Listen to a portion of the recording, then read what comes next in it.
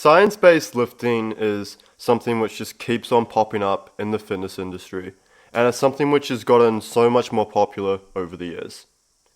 And I see this all the time where people are online, they're arguing over which exercises are more optimal. People are pushing different exercises which are meant to hit the muscle fibers a little bit better and overall are going to give you a slightly larger result. And then people keep on looking at all these different studies showing that this exercise is better than this exercise or you should do it this way. And a lot of times is that a lot of them are actually often manipulated anyway. And a lot of them don't actually really have clear conclusions. So the reality is that all of this going back and forth, all these arguing, a lot of it doesn't actually really help people. Because what it does to the average lifter is the enjoyment of actually going and training is going to go down. Because people keep on chopping and changing their workout routines, their exercises, their rep ranges, the amount of sets they're doing. And if you keep changing things each and every single week, your ability to actually progressively overload and track whether or not you're getting better just goes down. And overall, people's enjoyment and motivation for training becomes affected. And it actually just turns into something which isn't positive and which doesn't help people. So this brings me on to my next point, which is around you don't need all these different science-based exercises and routines to build muscle. The reality is that if you want to get jacked, and if you want to get in fantastic shape, all you need to do is just nail the basics and keep it simple, and do this consistently over a long period of time. So who do you think is going to have the most progress after training for 10 years? The person who just picks the exercises that they enjoy, which they know are going to give them the results that they want, and don't worry about it being optimal, but just make it enjoyable for themselves and stick to it over 10 years and stay consistent. Or the person who keeps changing the workout routine, changing the rep range, burning out, and making training less enjoyable for themselves, stopping for 2 weeks and then starting again.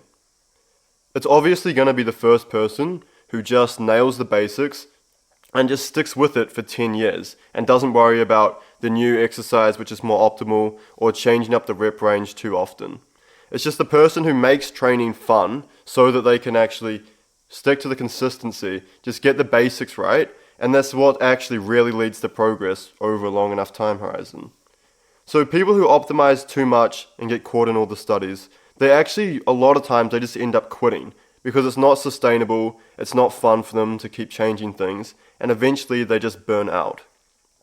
So my next point is just, instead of worrying about which exercise is going to do a little bit better than the next one, just pick exercises which you enjoy and which you know are going to give you the results you want, and then just stick to them.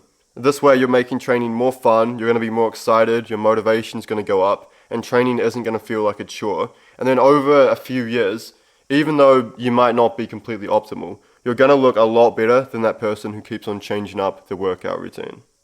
The reality is that hypertrophy and muscle growth is linked to strength. So if you progressively overload and you get stronger on a certain movement, then you're going to build muscle.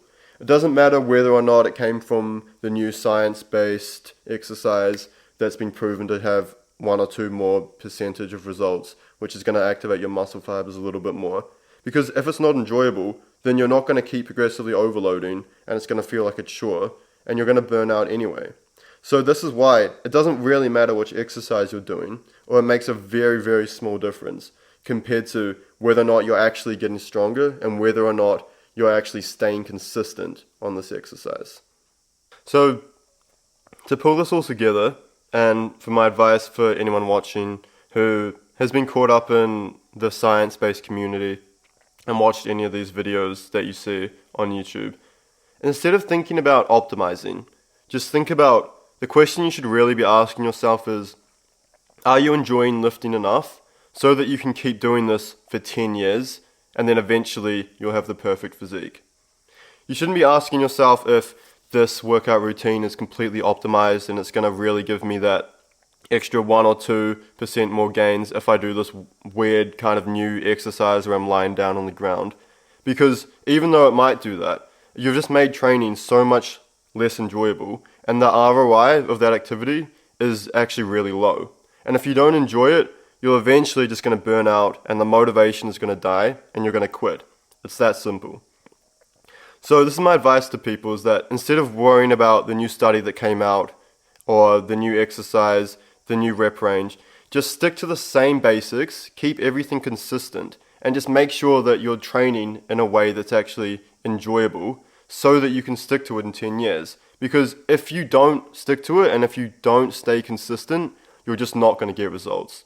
This is by far the most important metric in bodybuilding. It's if you don't stick to something and if you have a few weeks off here and there, your growth is going to reset and you're going to lose all the momentum you've built up. So make sure that you train in a way where you pick exercises, you pick a routine that's fun for you, that you know you can stick to over a long enough time horizon.